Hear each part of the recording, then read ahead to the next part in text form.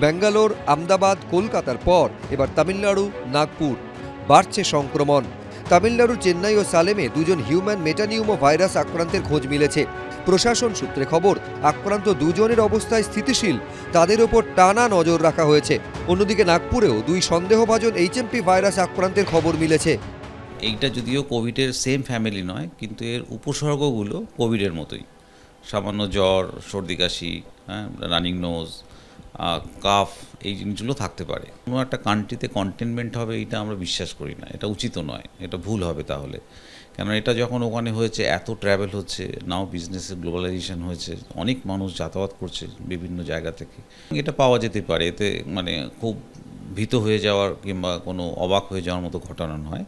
যেটা আমাদের করতে হবে সেটা হচ্ছে, যখন আমরা দেখছি যে এই জিনিসটা হচ্ছে, আমাদেরকে এখন থেকেই প্রিকশন নিয়ে নেওয়া উচিত। এই ফি বছর এই শীতের সময়টাতে দাপট দেখায়। এখন চিকিৎসকদের উদ্বেগের জায়গাটা হচ্ছে যে যারা আক্রান্ত হচ্ছেন তারা কোন স্ট্রেনে আক্রান্ত হচ্ছেন।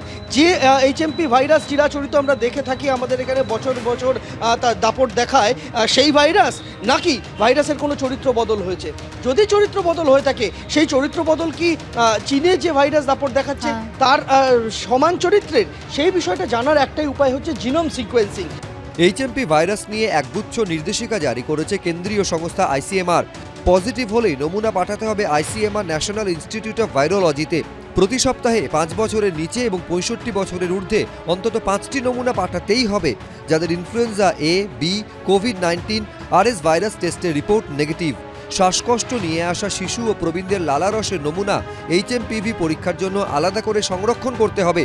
এইচএমপিভি পরীক্ষার জন্য 5 ধরনের কিট রয়েছে, সেই কিট রাখতে হবে ল্যাবগুলিকে। গাইডলাইন মেনে করতে হবে এইচএমপিভি টেস্ট। আইসিএমআর এর রেসপিরেটরি ভাইরাস সার্ভেইলেন্স টিমের তরফে এমনই নির্দেশিকা দেওয়া হয়েছে।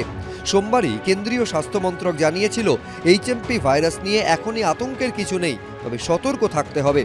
মঙ্গলবার এই নিয়ে বিশেষ মিটিং ডাকে স্বাস্থ্য মন্ত্রক। ভাইরাস সংক্রমণ নিয়ে সমস্ত রাজ্য ও কেন্দ্রশাসিত অঞ্চলগুলিকে সতর্ক করা হয়েছে। শ্বাসকষ্টজনিত সমস্যা বাড়ছে কিনা তা নিয়ে নজরদারি চালানোর নির্দেশ দেওয়া হয়েছে। রাজ্যগুলিকে সতর্কতামূলক প্রচার চালাতে বলা হয়েছে।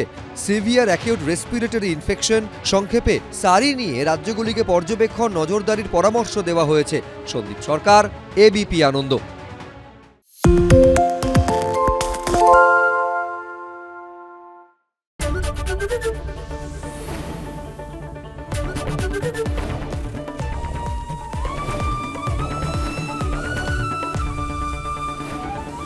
এবিপি আনন্দ, এগিয়ে থাকে, এগিয়ে রাখে। পালিয়েছে তাই নাকি? রাত্রে বাংলা গুজব চায় না, বাংলা খবর চায়। বাংলা খবর, বাংলার খবর।